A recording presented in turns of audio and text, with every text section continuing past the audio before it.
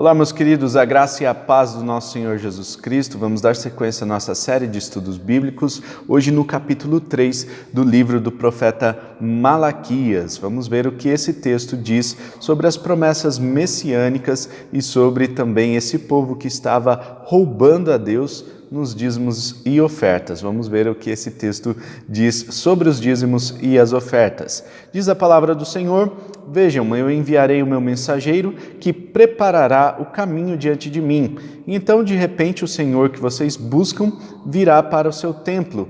O mensageiro da aliança, aquele que vocês desejam, virá, diz o Senhor dos Exércitos. Mas quem suportará o dia da sua vinda? Quem ficará em pé quando ele aparecer? Porque ele será como fogo do ourives e como sabão do lavandeiro.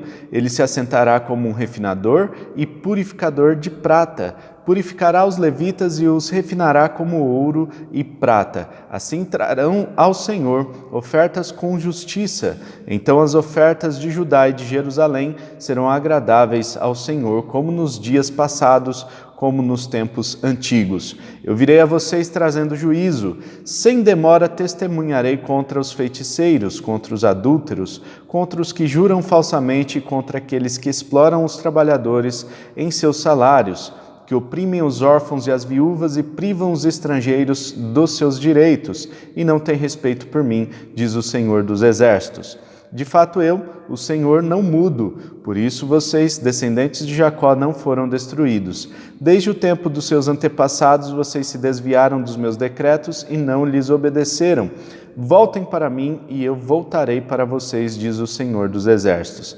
Mas vocês perguntam, como voltaremos? Pode um homem roubar a Deus? Contudo, vocês estão me roubando e ainda perguntam, como é que te roubamos? Nos dízimos e nas ofertas. Vocês estão debaixo de grande maldição, porque estão me roubando. A nação toda está me roubando. Tragam o dízimo todo ao depósito do templo, para que haja alimento em minha casa. Ponham-me à prova, diz o Senhor dos Exércitos, e vejam se não vou abrir as comportas dos céus e derramar sobre vocês tantas bênçãos que nem terão onde guardá-las.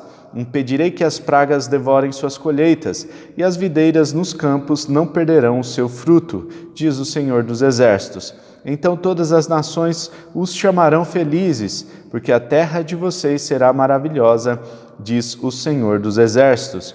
Mas vocês têm dito palavras duras contra mim, diz o Senhor, e ainda perguntam, o que temos falado contra ti? Vocês dizem, é inútil servir a Deus. O que ganhamos quando obedecemos aos seus preceitos e ficamos nos lamentando diante do Senhor dos Exércitos? Por isso, agora consideramos felizes os arrogantes, pois tanto prosperam os que praticam mal, como escapam ilesos os que desafiam a Deus.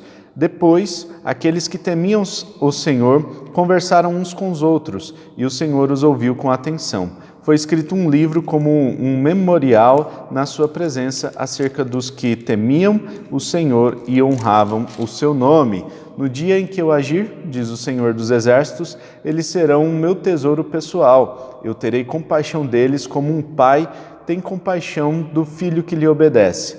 Então vocês verão novamente a diferença entre o justo e o ímpio, entre os que servem a Deus e os que não o servem.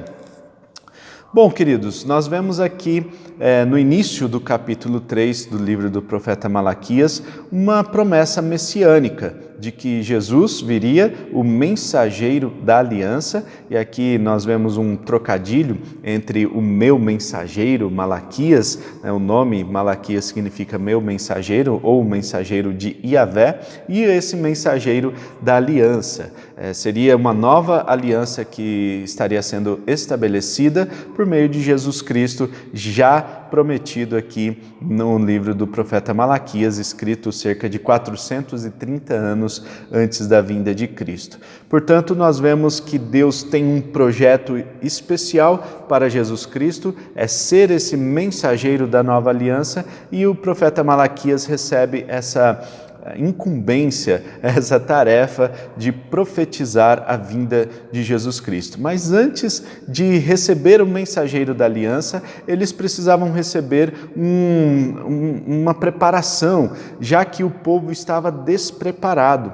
Então, o coração daquelas pessoas estava despreparado para receber o Messias, o mensageiro dessa nova aliança. Por isso, foi enviado o Elias, né, que aqui é uma figura, né, de João Batista. O profeta Elias seria, então, figuradamente, João Batista, que foi enviado antes de Jesus para preparar o caminho.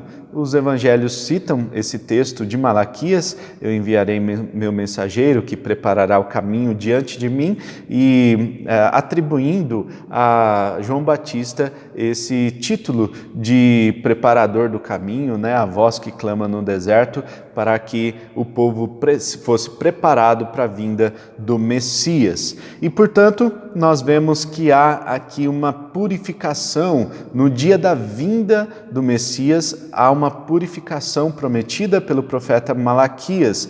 No entanto, nós vemos que Jesus Cristo ele vem em duas etapas, né? Então, a primeira etapa, ele vem para estabelecer o seu reino aqui na terra, quando ele vem em carne nos tempos de 400 anos depois aqui da profecia de Malaquias. Mas nós temos também a vinda de Jesus Cristo como um justo juiz que virá para condenar aqueles que são aqueles pecadores, aqueles que não se arrependeram, né? Aqueles que continuam se desviando dos preceitos do Senhor, e vem também para abençoar ou para trazer para junto de si aqueles que se arrependem, aqueles que confessam o nome do Senhor Jesus como Senhor e Salvador de suas vidas. E, portanto, nós temos uma vinda de Jesus Cristo em duas etapas. Nessa primeira etapa, como o Messias para estabelecer o seu reino, e na segunda etapa como um justo juiz que purificará todos esses pecados, né? Todo o povo será purificado e eles oferecerão ofertas de forma justa, né? Ofertas agradáveis ao Senhor. Nós vemos aqui um contexto, né, daquele povo, né, daquela época de Malaquias, um contexto em que a injustiça era muito grande. Então nós temos aqui adúlteros, nós já falamos sobre isso no capítulo 2 desse livro de Malaquias. Os homens estavam abandonando as suas mulheres para se casarem com mulheres estrangeiras e passaram a adorar esses deuses das mulheres estrangeiras, estavam jurando falsamente, oprimindo os órfãos, viúvas, os trabalhadores com os salários muito baixos. Então a injustiça estava imperando nesse contexto do livro do profeta Malaquias. Nós vemos que quando o povo retorna do exílio babilônico, eles têm algumas tarefas importantes, como a reconstrução do templo, a reconstrução da cidade, mas nós percebemos que nem tudo correu conforme a prescrição, né? O que era prescrito.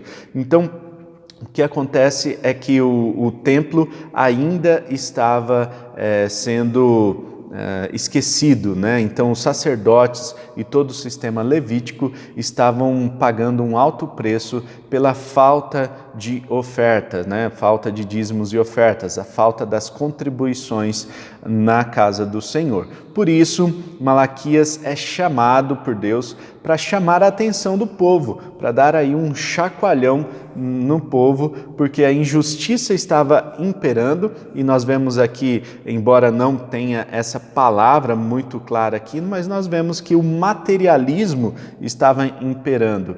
E os dízimos e ofertas, é importante a gente frisar isso, eles vieram antes da lei, né? O Abraão, ele dá o dízimo de tudo e dá a oferta também ali para Melquisedeque, antes mesmo de ser estabelecida a lei de Moisés.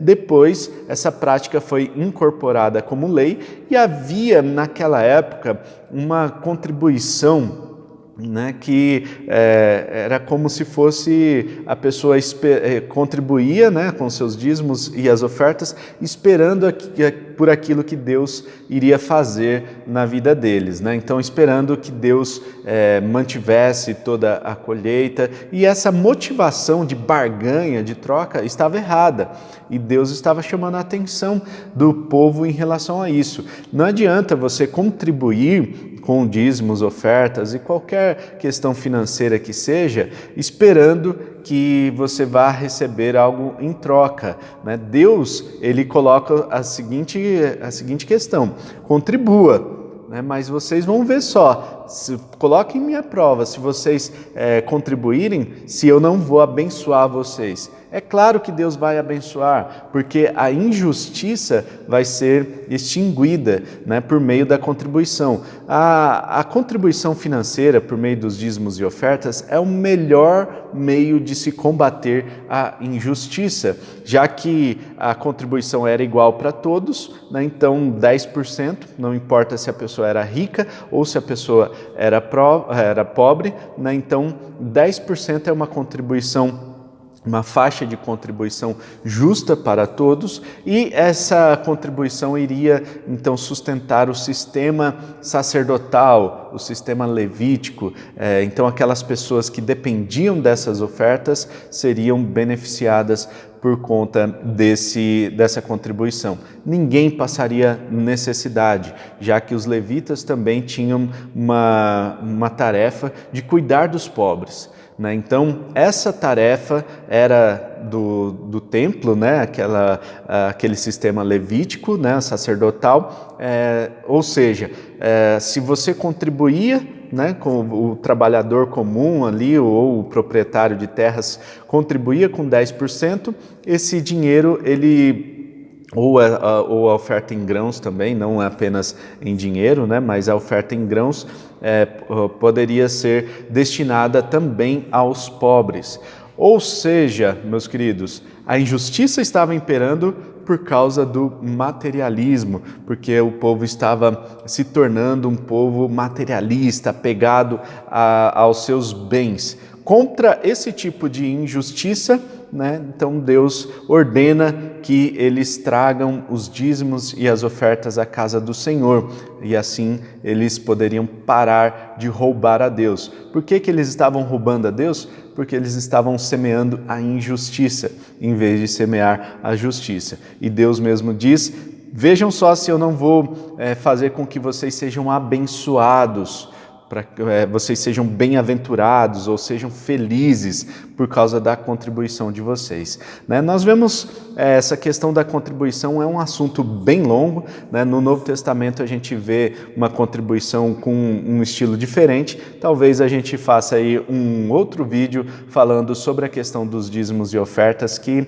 é uma questão bem mais profunda do que apenas abordada aqui no livro do profeta Malaquias. Então, mais para frente eu espero fazer esse vídeo aí para trazer instrução para a gente acerca dos dízimos e ofertas. Lembrando que não é algo que foi ordenado por lei, né? Então não estava na lei de origem, né? Essa prática dos dízimos e ofertas surgiu antes mesmo da lei, né? Então é justo que a gente faça isso hoje, né? Os dízimos valem para o dia de hoje, valem porque é uma prática que a gente vê em toda a palavra de Deus, né? Mas a gente vê que no Novo Testamento tem uma conotação diferente, ela tem um significado muito mais profundo de contribuir pela graça de Deus, né? Então eu espero fazer esse vídeo mais para frente. E nós vemos também que havia um grupo de pessoas que eram os murmuradores, né? Então nós vemos as pessoas aqui, um grupo de pessoas que estava roubando a Deus porque não estavam dando os dízimos e ofertas, contribuindo, né, com os dízimos e ofertas. E nós temos um grupo aqui de murmuradores, aqueles que estavam privando os outros de verem a manifestação de Deus na vida deles. Eles estavam dizendo o seguinte: é inútil servir a Deus, porque a gente fica aqui se lamentando diante de Deus, né, se colocando na presença de Deus, mas a gente vê que o ímpio ele continua prosperando, né, e Deus diz o seguinte: no dia em que eu agir, vocês vão ver que há uma grande diferença entre o justo e o ímpio, né? Fiquem atentos, né, esperem, porque quando eu agir, vocês vão ver essa grande diferença. Então fica a palavra para nós hoje, que nós possamos ser fiéis, não apenas nas contribuições financeiras, mas fiéis na adoração ao Senhor. Não se esqueça de curtir esse vídeo, compartilhar com seus amigos. Tamo junto, forte abraço, tchau!